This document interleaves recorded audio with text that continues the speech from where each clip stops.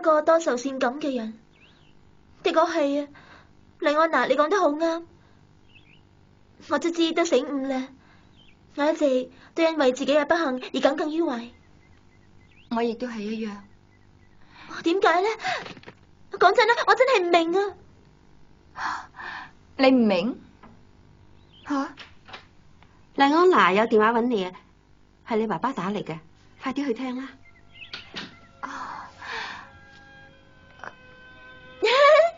今次真係好啦。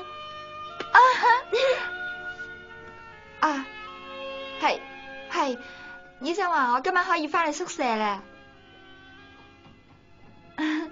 我冇事啦，對唔住啊，要你擔心。吓？真嘅？你真係嚟睇我？你得閒咩？我會俾心機嘅，嗰日見啦。好嘢，朱迪！爸爸話朗誦會嗰日一定會嚟睇我啊！咁就好極啦。係啊。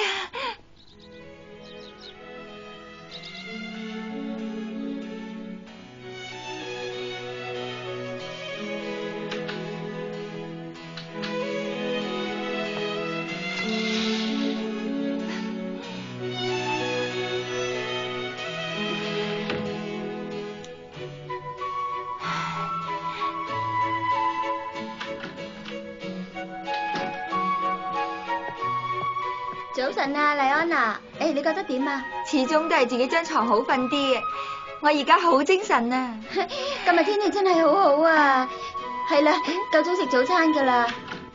哎呀，我啲頭髮啦，咁樣叫我點見人喎？哎呀！早晨啊，朱迪。早晨啊，係啊。朱迪啊，你用條熱毛巾敷下佢啊！快啲照做啊！係。用熱毛巾哎呀，做乜晨早流流咁嘈啊？早晨啊，新衫啊，斯利亞，係咪法國最新款嘅時裝咧？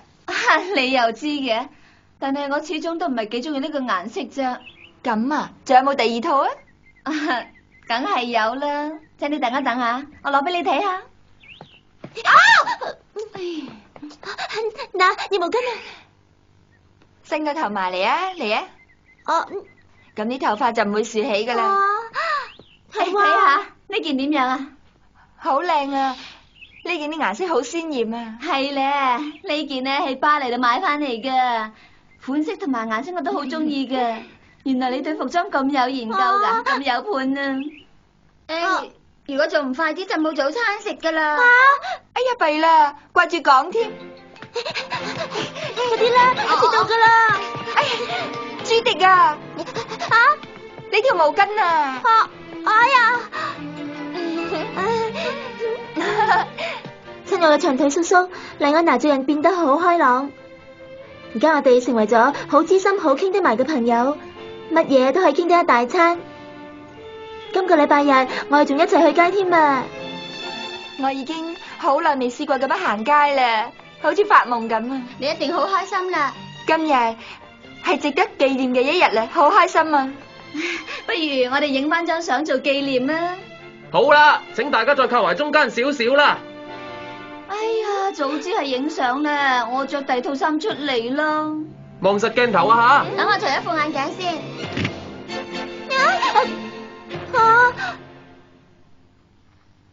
結果張相就影成咁啦。如果我唔黑埋對眼，肯定會更加上鏡，更加靚。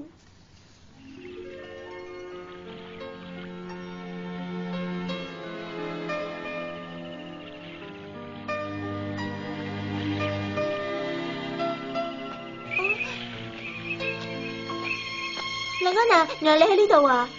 好凍㗎，小心冷親啊！係嘅，完成咗未啊？未啊。不過唔使驚嘅，仲有一晚我就會趕起佢嘅。你個篇寫好未啊？我今晚開夜車寫。係啊。其實我睇見麗安娜咁開心嘅樣，我知佢一定好渴望佢爸爸嚟睇佢嘅。我真係好羨慕佢啊！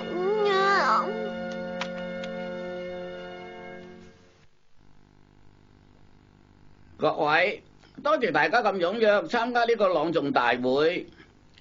由於上埋今日堂咧就開始放假啦，今日咧大家可以輕輕鬆鬆咁樣將自己嘅作品讀出嚟。黎安娜嘅爸爸點解仲未嚟嘅咧？我都唔知道喎。首先朗誦嘅係安妮同學。黎安娜，你放心啦，你爸爸一定會嚟噶。